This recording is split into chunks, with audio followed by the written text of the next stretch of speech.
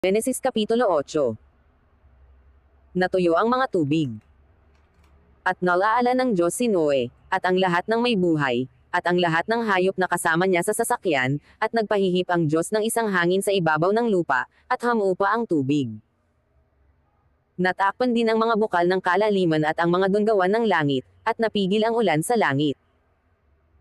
At hamupang patuloy ang tubig sa lupa, at kumati ang tubig pagkaraan ng 105 araw. At sumadsad ang sasakyan ng ikapitong buwan, ng 17 araw ng buwan, sa ibabaw ng mga bundok ng Ararat.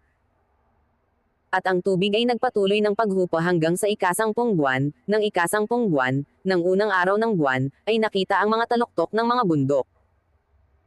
At nangyari, pagkaraan ng 4 na pang-araw, na binuksan ni Noe ang dunggawan ng sasakyan na kanyang ginawa.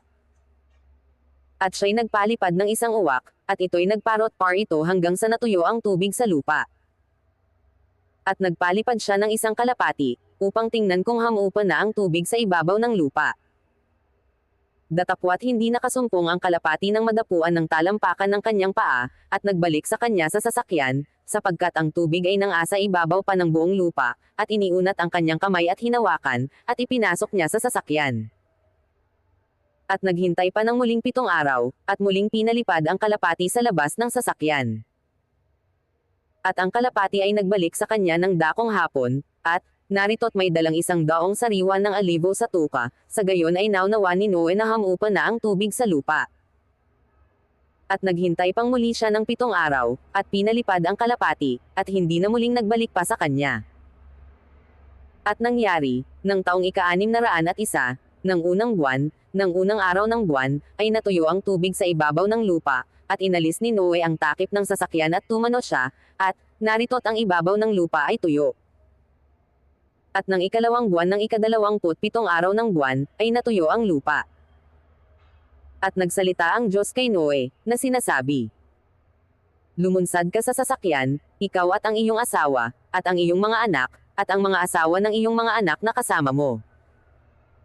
Ilabas mong kasama mo ang bawat may buhay na kasama mo sa lahat ng laman, ang mga ibon, at ang mga hayop, at ang bawat nagsisyusad na umuusad sa ibabaw ng lupa, upang magsipanganak ng sagana sa lupa, at magpalaanakin, at mangagsidami sa ibabaw ng lupa." At lumunsad si Noe, at ang kanyang mga anak, at ang kanyang asawa, at ang mga asawa ng kanyang mga anak na kasama niya. Ang bawat hayop, bawat umuusad, at bawat ibon, anumang gumagalaw sa ibabaw ng lupa ayon sa kani-kanyang angkan ay nangagsilunsad sa sasakyan. Si Noa ay sumasamba sa Diyos.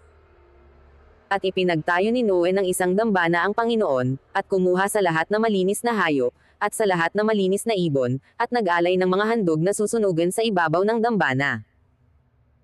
At sinamyo ng Panginoon ang masarap na amoy, at nagsabi ang Panginoon sa sarili, "Hindi ko na muling susumpin ang lupa, dahil sa tao, sapagkat ang haka ng puso ng tao ay masama mula sa kanyang pagkabata, ni hindi ko na muling lilipulin pa ang lahat na nabubuhay na gaya ng aking ginawa."